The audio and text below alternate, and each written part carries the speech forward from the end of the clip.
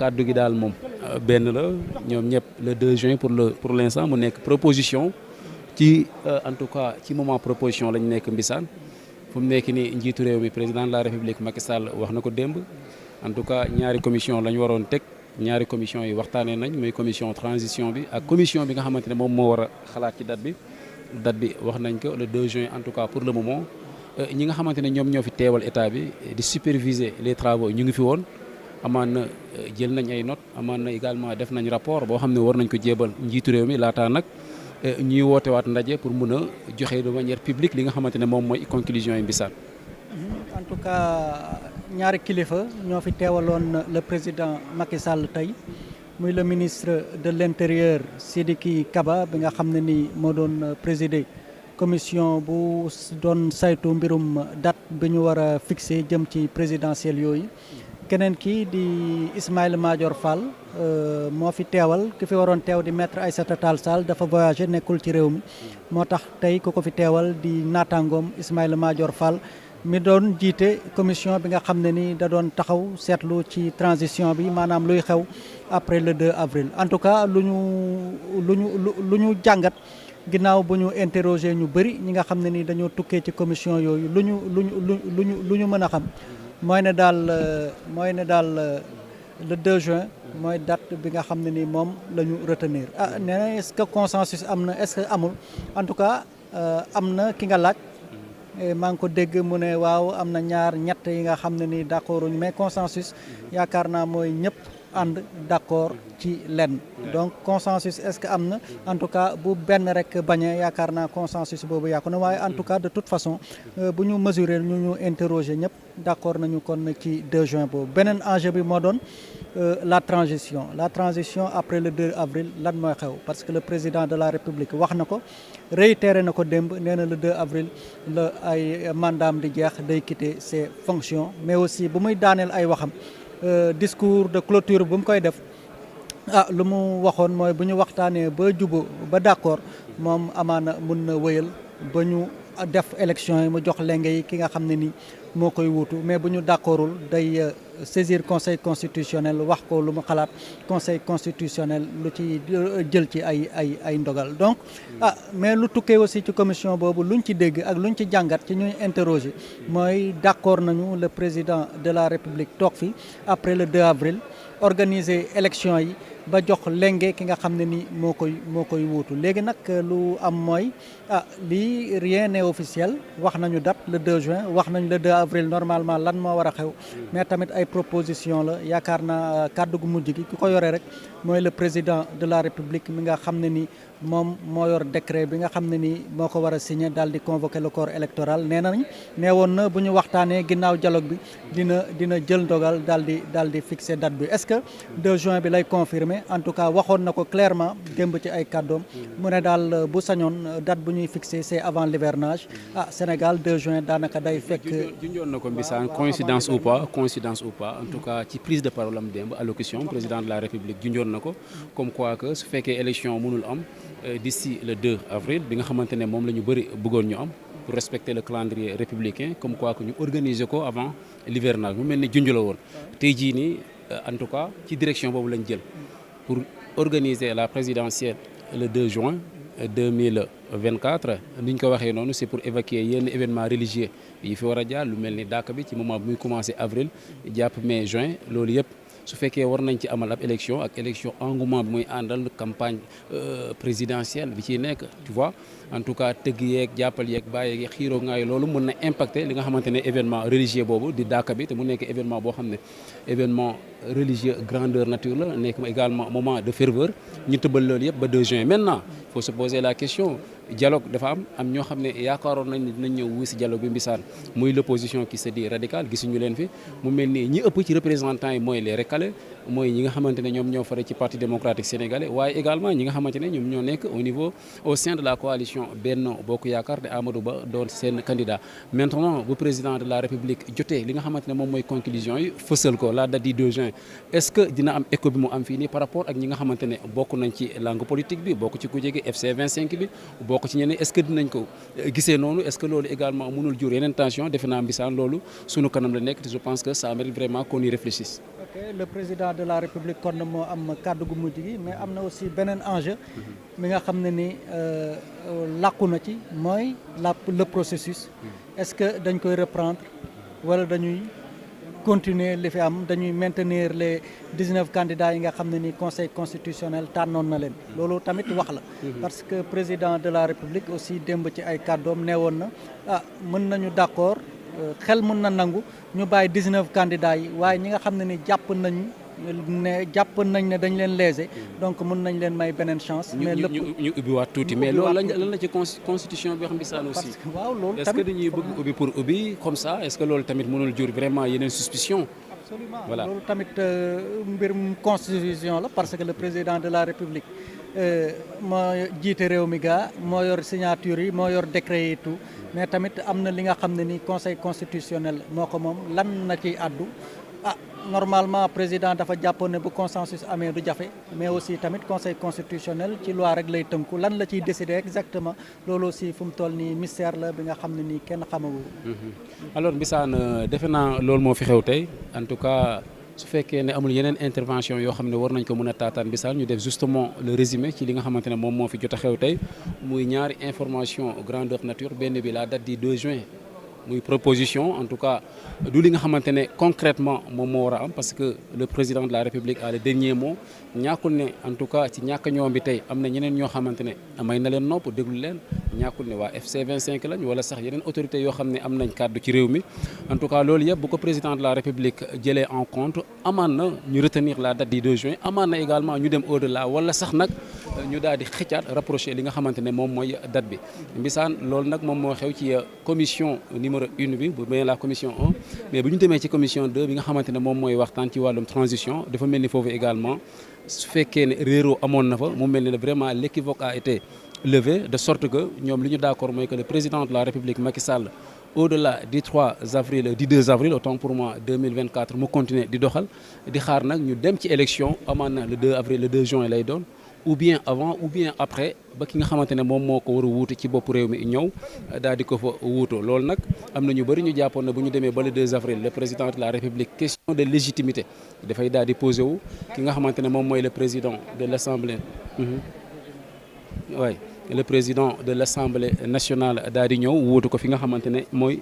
ci bopp réew mi loolu nag moom moo fi jot a am tey mais mu mel ne nag cette question là a été carrément mise de côté mooy li nga xamante ne moom mooy l'intérim bi nga xamante ne le président de l'Assemblée nationale Amadou Mame Diop waroon na ko mun a def jël la place du président de la République Macky Sall mu dem à partir du 2 avril 2024 donc bu ñu sukkandikoo ci conclusion en tout cas ci waxtaan bi fi jot a am ci commission 2 bi mooy à partir du 2 avril su fekkee président de la République jot na conclusion yi en tout cas adopté ko le président de la République Macky Sall moom moo fiy nekk ba le 2 juin su fekkee également adopté na la date du 2 juin jusqu'à ce que ñu amal ab élection bu ñu amalee ak élection nag ki nga xamante ne moom mooy gagné ñëw daal di ko wóotu dem ak moom ci li nga xamante ne moom mooy passation de service. Mesdames et messieurs, on va faire un petit résumé ou bien un bref résumé en français de la situation d'aujourd'hui. On est au 2e jour du dialogue national. Hier, ça a été le lancement. Le président de la République était ici présent avec les autorités et membres du gouvernement, en tout cas les autorités culturelles, autant pour moi. Il y a également les chefs traditionnels, les chefs de village qui étaient là, les représentants de l'église catholique, ils étaient également là, tous représentés, tour à tour, ils ont pris la parole justement pour pouvoir se prononcer sur la tenue du dialogue national, comment ça va se passer, quelles sont les questions de l'heure qui méritent d'être débattues. Et il ressort donc de ces questions-là la date de la présidentielle pour laquelle le scrutin du 25 février 2024 a été reporté, s'inédit par le président de la République Macky Sall. Mais il y a également la question de la transition. La transition, quand on parle de transition, on pense justement à la date du 2 avril 2024, date à laquelle il devrait y avoir normalement, dans les règles de l'art, une passation de service entre le président de la République Macky Sall et son futur successeur. Malheureusement, il n'y en aura plus parce qu'on se projette actuellement, d'après ce qui est ressorti justement des débats au niveau de la commission chargée de réfléchir sur la date. Il ressort donc de cette commission que le 2 juin, autant pour moi 2024, l'élection présidentielle va se tenir si bien évidemment le président de la République Macky Sall adopte ce qui ressort donc de ces débats du dialogue national. En ce qui concerne la transition, l'idée de l'intérim a été également ajoutée par certains observateurs de l'espace politique, consistant à amener le président de l'Assemblée nationale Amadou Mame Diop pour qu'il puisse assurer l'intérim et prendre la place du président de la République Macky Sall pour le temps donc de la transition. Donc il ressort que cette question-là a été carrément mise de côté. Donc le président de la République Macky Sall va devoir poursuivre au-delà donc du 2 avril. Mesdames et messieurs, voilà en grosso modo ce qui s'est passé aujourd'hui au centre Diamniadio, centre de conférence internationale Abdou Diouf de Diamniadio. Merci beaucoup.